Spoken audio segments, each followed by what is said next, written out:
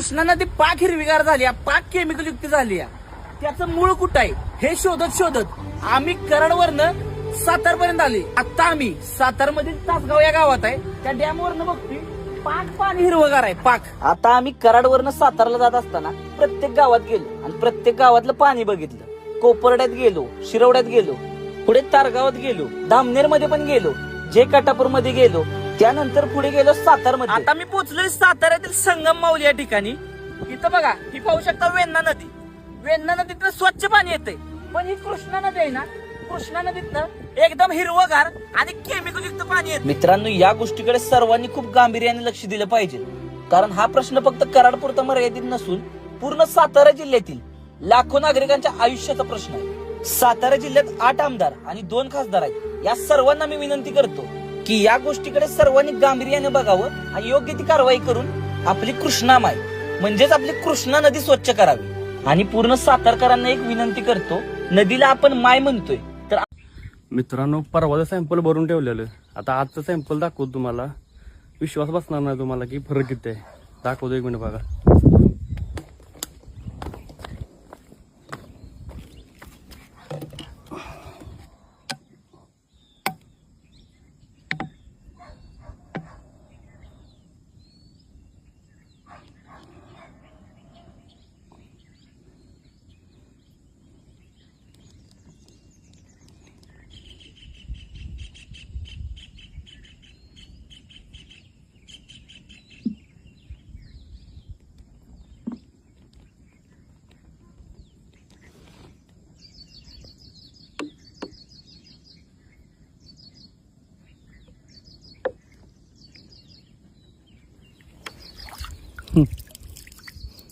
आता बघा, कंपनीवर कारवाई करायची का कोणावर कारवाई करायची, म्हणजे थोडक्यात माणसं मारायचा कार्यक्रम चालू आहे.